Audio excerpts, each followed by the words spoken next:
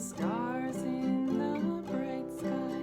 Look down where he lay, the little Lord Jesus, asleep on the hay.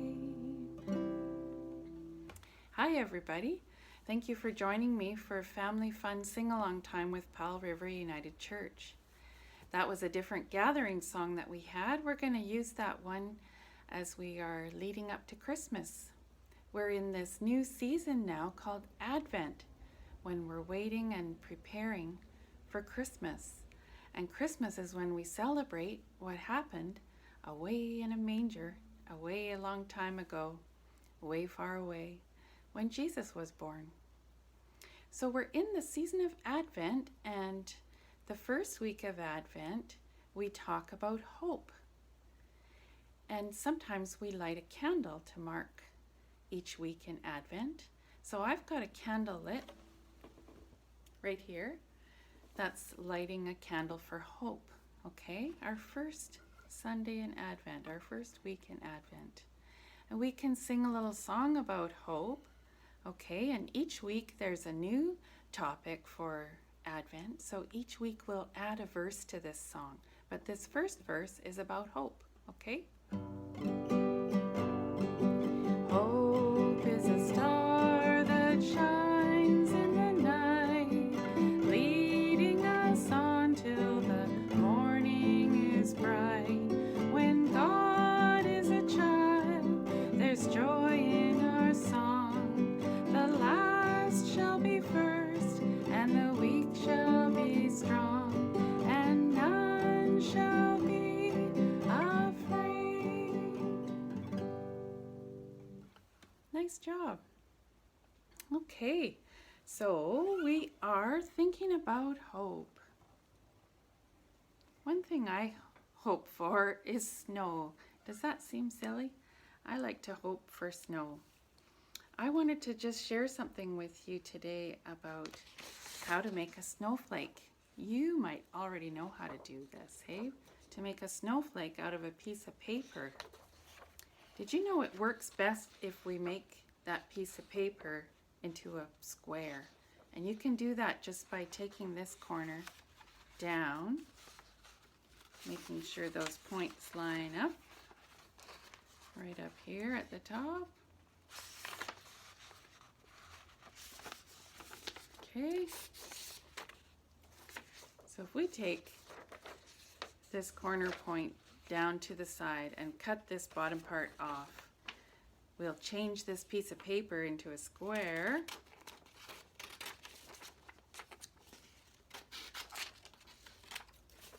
Now, while we have it in a triangle, let's make it into a smaller triangle. And a smaller triangle still. Now, on every side of this triangle, I'm just going to cut some shapes. A square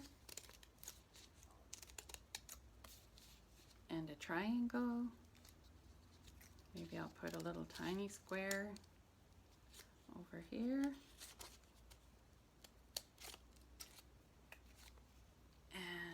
Maybe on this side I'll put a half circle like that.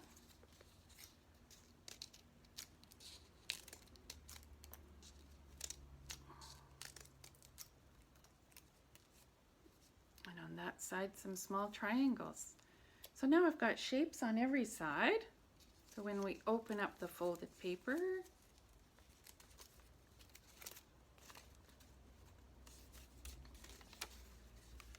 turns out to be a pretty snowflake. So there's something you can try at home. Now, do you know the fun song about imagining that a snowflake has a name? It's called Susie Snowflake. Let's try this song just for fun. Here comes Susie Snowflake dressed in a snow white gown. Tap, tap, tapping on your window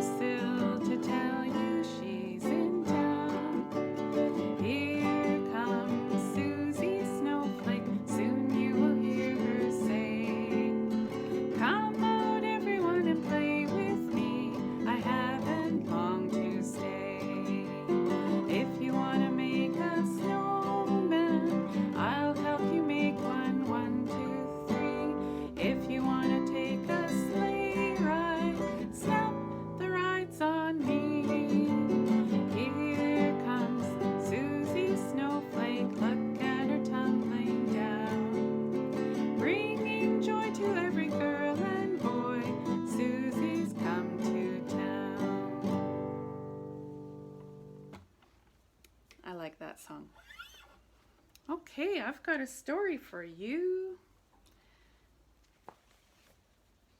The story is about a moose. Can you see my moose over here? There's my moose. This story is called Mistletoe.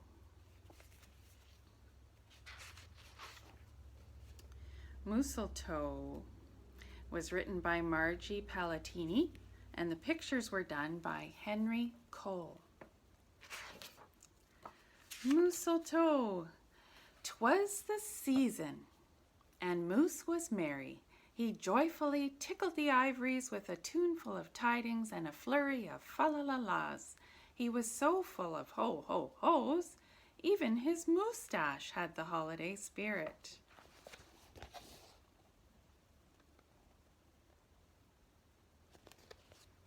Tickling the ivories is a word or a phrase that some people use to mean playing the piano. But Moose was more than just a bit merry and bright. He was busy, busy, busy. There was a lot to be done on his list of to-dos. But with orderly organization, a bit of regimentation, lots of imagination, and just plain old Moose know-how, getting ready for the big day should have been simple, easy. Yes, in all probability, just perfectly perfect.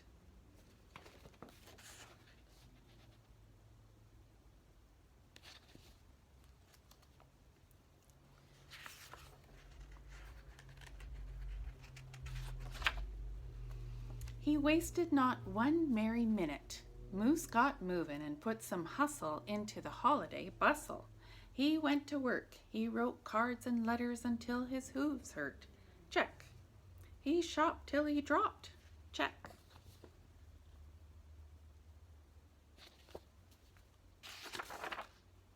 He hauled home boxes and bags and presents galore. Moose had gifts for everyone stacked from ceiling to floor. Check, check, check. Then he wrapped, yo, yo, yo. Then he ribboned, ho, ho, ho. And on each and every package he tied a big, beautiful bow. Check and double check. So far, so simple, so easy, so perfectly perfect.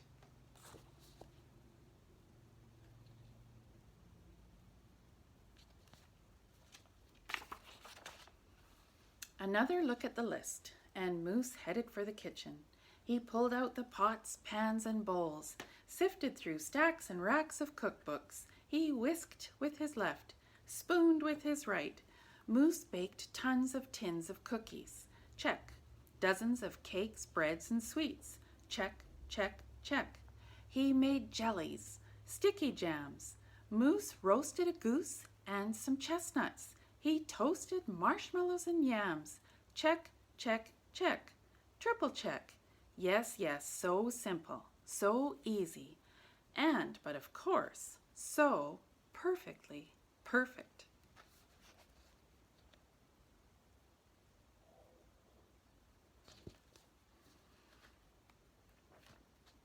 Decorations were up next on his list of things to do and get done. So Moose decked the halls, then spruced up the walls. He beaded, bowed, and mousseltoed. He gathered garlands, roped wreaths and holly, jingled bells, sang noels. Oh, good golly, this Moose was jolly. Check, check, check, check, check, check, check.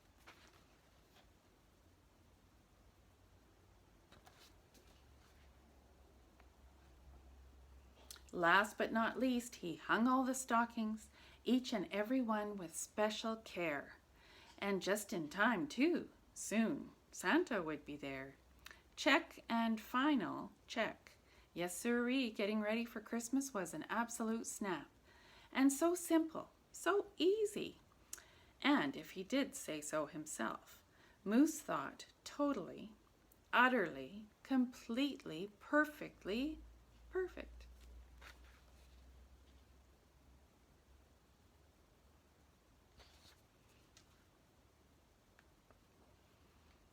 On that night before Christmas, Mother, little Sissy, Bucky, and Junior looked all through the house. What a job Moose had done! Everything looked bountiful, festive, quite fine indeed. There was just one minor problem, if you will. "Oh dear," sighed the missus, as the five stared at one empty corner. "Oh my, oh me, oh gee." "Pop, what happened?" cried Junior. "You forgot the tree."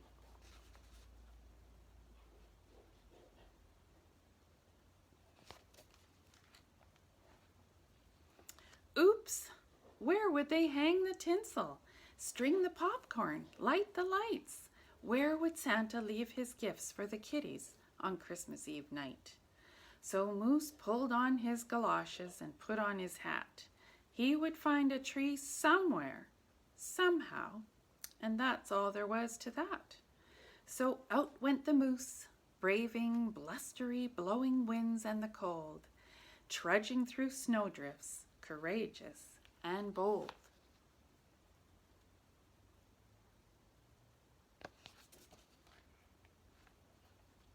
Moose just hoofed it down to the corner, not a tree to be had. Then he slid around the block. Uh-oh, things were looking bad. He went down every boulevard, street, and little road.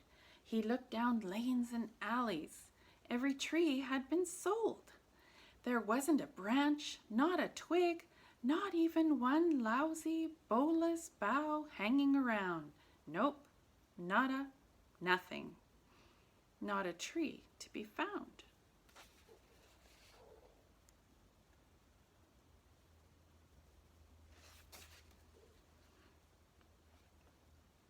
"No tree," sighed a sad Moose as he came home empty-handed that snowy eve. The kids tried to make the best of it. They said, "Oh, so who needs a tree?" But Moose could plainly see they were short on the glee. He knew he had to do something, and that's just what he did. In the empty corner he stood and spread his arms out very wide. Then he smiled at his children, and he winked at his bride. "Kids," he declared, "fetch your forgetful pop some of that tried and true family glop."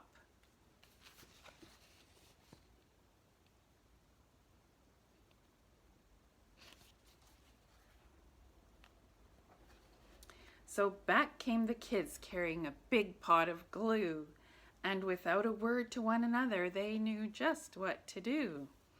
They each took a part, grabbing strands, taking hold, then carefully, oh so carefully, they glopped and they plopped, they pasted and they pressed. They curled and twirled every which way a follicle could fathom, until Moose's magnificent moustache was indeed even more of a marvel to see.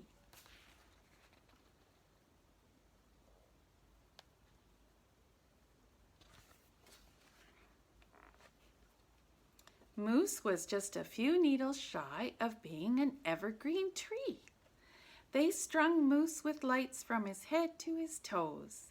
They draped him with tinsel, beginning right with his nose. They hung balls that were shiny and bells that twinkled, candy canes, berries, and plums, sugar sprinkled. Then they all stood back. Junior plugged in his pop. Ooh, ah! Yes, Moose truly was one incredible sight. He was glorious and glowing, and boy, oh boy, was he ever bright.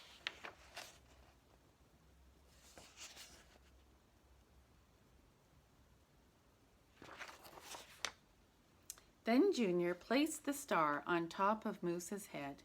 He gave him a kiss and a pat, and they all headed off to bed. Except Moose, of course. He stayed in the corner instead, still twinkling and blinking and waiting for Santa. Oh, so it wasn't so simple, and it wasn't so easy, and okay, it wasn't so perfectly perfect. But do you know what?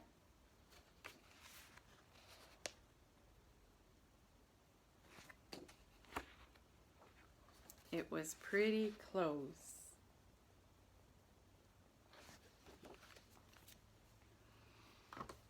I like that story. And you know, something that I think we all need to remember, so maybe we can remind ourselves as grown-ups and our kids can remind us that sometimes we put a lot of effort into trying to make things perfect for Christmas, and we get a little bit carried away. So I hope that this year we can all find the quiet time and the peaceful time to think about Christmas and think about the birth of Jesus, because that's really important for us. Okay. Here's another little song that we could do. When I was just a wee little lad, full of health and joy, my father homeward came one day and gave to me a toy. What wonder to behold it was, with many colors bright, and the moment I laid eyes on it, it became my heart's delight. It went zip when it moved, and pop when it stopped, and whir when it stood still. I never knew just what it was, and I guess I never will. I looked on the top and looked on the bottom, and much to my surprise, on the bottom of it were two big buttons that looked like big green eyes. I first pushed one and then the other, then I twisted its lid, and when I put it down again, here is what it did. It went zip when it moved, and pop when it stopped, and whir when it stood still. I never knew just what it was, I guess I never will. It first went forward, then went backward, then it went under a chair, and when I turned around again, it wasn't even there. I started to cry, my daddy laughed, for he knew that I would find, when I turned around, my marvelous toy chugging from behind. It went zip when it moved, and pop when it stopped, and whir when it stood still. I never knew just what it was, I guess I never will. Now the years have gone by too quickly, it seems. I have my own little boy, and yesterday I gave to him my marvelous little toy. His eyes nearly popped right out of his head. He gave a whir of glee. Neither one of us knows just what it is, but he loved it just like me. It still goes zip when it moved, pop when it stopped, whir when it stood still. I never knew just what it was, and I guess I never will. I never knew just what it was, I guess I never will. Okay, now when we're getting ready for Christmas, and thinking about the birth of Jesus, just wanted to share with you a little bit from the Bible that tells us about this. Mary meets an angel. This is from Luke chapter 1. Young Mary of Nazareth was engaged to marry Joseph, but before the wedding day, the angel Gabriel came. "Hello, Mary," said the angel. "The Lord is with you." "What does this mean?" wondered Mary. "Don't be afraid," the angel said. "You have found favor with God. You are going to have a baby boy. You will name the baby Jesus, and Jesus will be great, and his kingdom will never end. Jesus will be called the Son of God." So Mary was full of hope. Here's a song that we can do all about that, okay?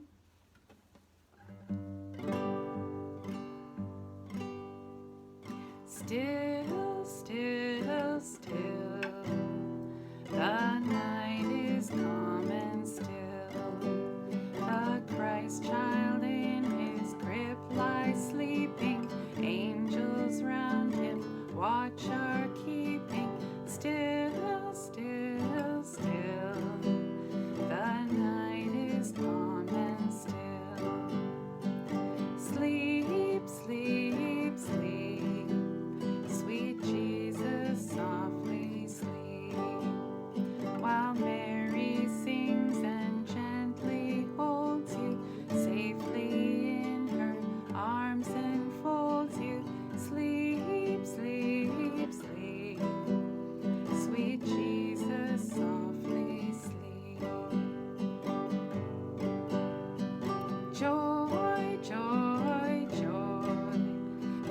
tidings of great joy. For through God's holy incarnation, Christ is born for our salvation. Joy, joy, joy, glad tidings of great joy. Thank you for joining me today and singing with me and listening to a story and thinking about hope and the start of our season of Advent. I hope that you are well and having fun and sharing lots of love with your family. I look forward to seeing you next time. Bye for now.